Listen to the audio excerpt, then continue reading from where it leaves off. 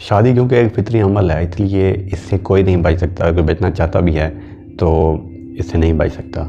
بلکہ شادی ہر انسان کو کرنی چاہیے، کیونکہ اس نے اپنی آگے سے نسل بڑھانی ہے اور اس نے معاشرے میں خود کو سٹیبل کرنا ہے. کل کو اس کی اولاد اس کا سہارا بنے گی اور یہ نظام ایسے چلتا آ رہا ہے اور ہمیشہ چلتا رہے گا.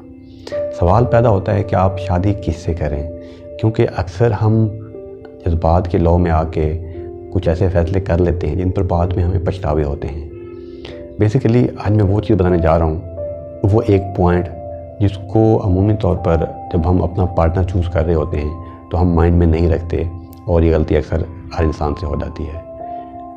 اگر کوئی لڑکی اپنا لائف پارٹنر چوز کرنا چاہتی ہے تو اس کے لیے ایک پوائنٹ میں آپ کو بتاؤں گا، اگر آپ نے اس پر عمل کر لیا یا اس چیز کو جج کر لیا تو آپ کی زندگی ہمیشہ کے لیے سٹیبل رہے گی. وہ پوائنٹ ہے، اگر کوئی لڑکی اپنا پارٹنر ڈھونڈ رہی ہے تو ایسا انسان ڈھونڈیں، ایسا لڑکا ڈھونڈیں جو اپنا کوئی پیشن رکھتا ہے یا اپنا کوئی ایم رکھتا ہے یا کچھ اچیو کرنا چاہتا ہے یا کوئی گول حاصل کرنا چاہتا ہے اور اس پہ وہ محنت کرتا ہے.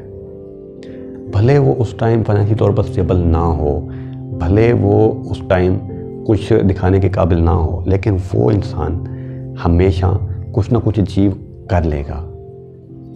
اگر آپ وقتی طور پر کسی ایسے انسان کو چوز کر لیتے ہیں جو شاید فائنینشلی سٹیبل تو ہے لیکن وہ کوئی ایم نہیں رکھتا، کوئی سوچ نہیں رکھتا، تو وہ اس کی زندگی کبھی سٹیبل نہیں ہو سکتی. اور اگر کوئی لڑکا اپنے لیے لائف پارٹنر چوز کرنا چاہتا ہے تو اس کے لیے ایک پوائنٹ، کسی ایسے شخص کا انتخاب کریں، کسی ایسی لڑکی کا انتخاب کریں جو ایموشنلی طور پر تھوڑی بہت سٹیبل ہے.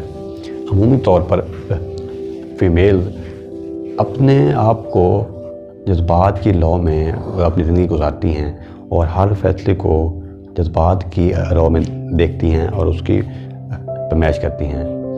بیسیکلی اگر آپ کو کوئی ایسی لڑکی مل جاتی ہے یا کوئی ایسا لائف پارٹنر مل جاتا ہے جو مینٹلی طور پر کم ایموشنلی ہے یا ایموشنلی طور پر تھوڑا سٹیبل ہے تو آپ کی زندگی ایک خوبصورت زندگی بن جائے گی.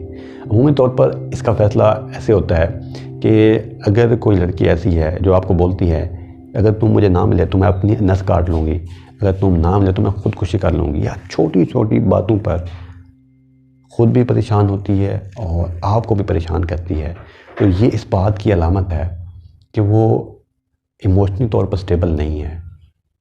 اگر آپ ایموشنلی سٹیبل انسان کا چوز کریں گے تو آنے والے وقت میں نہ صرف وہ آپ کو لائف میں سٹیبلٹی میں آپ کو سپورٹ ملے گی، بلکہ چھوٹی چھوٹی باتوں پر آپ کو پریشانی بھی نہیں ہوگی.